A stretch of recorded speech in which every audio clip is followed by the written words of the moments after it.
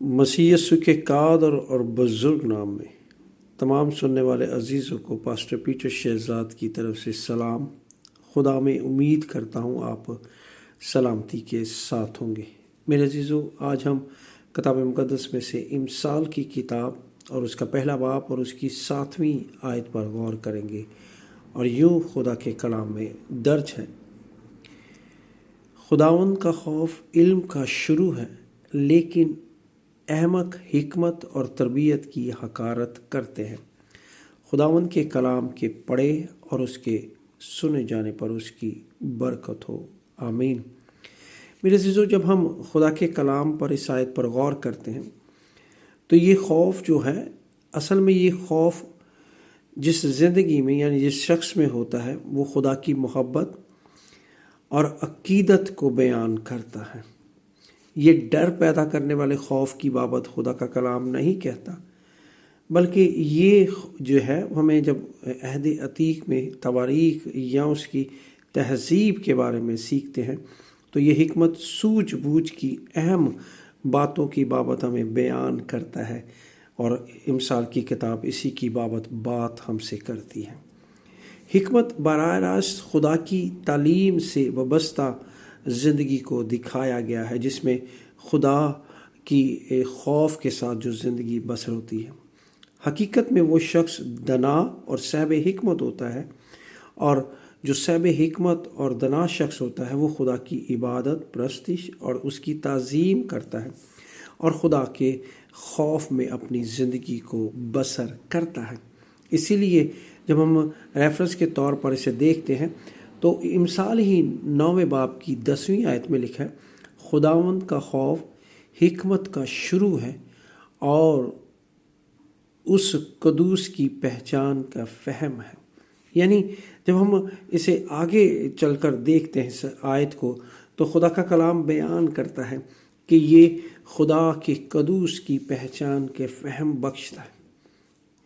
جب ہم خدا کے کلام پر غور کرتے ہیں تو یہ خدا کی صفت کی بابت ہم سے بیان کرتا ہے، خدا کے کلام کے تعلق سے بیان کرتا ہے، اور مرکز کی انجیل میں ہمیں خدا کے قدوس کے بارے میں جب خداوند یسوع مسیح لشکر کو، بدروہوں کے لشکر کو نکال رہے تھے تو بدروہیں کہنے لگی: ہم جانتے ہیں کہ تو خدا کا قدوس ہے۔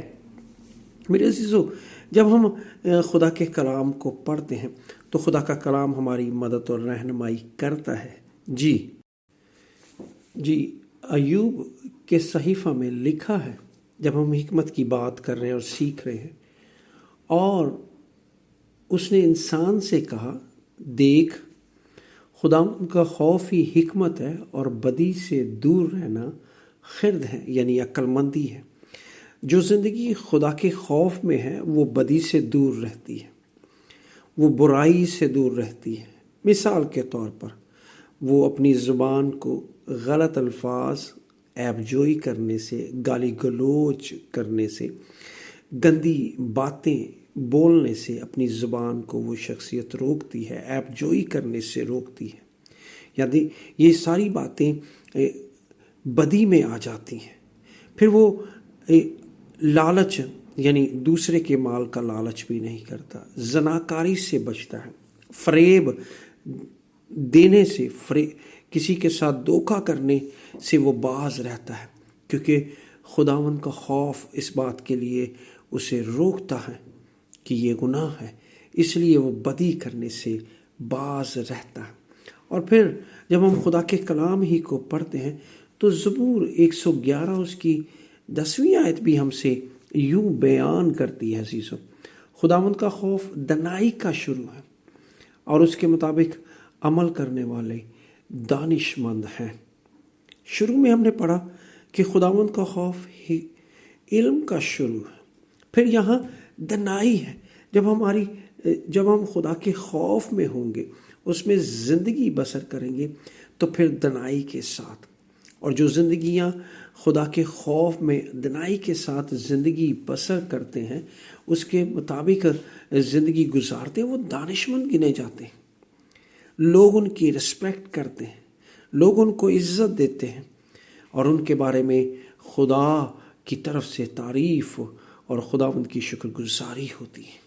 اور پھر خدا کا کلام دوسری شخصیت کے بارے میں جو حکمت کو یعنی خدا کے خوف کو، خدا کے علم کو، خدا کی کو اپنی زندگی میں نہیں رکھتے، ان کی بابت خدا کا کلام یوں کہتا ہے، لیکن جو مجھ سے بھٹک جاتا ہے اپنی ہی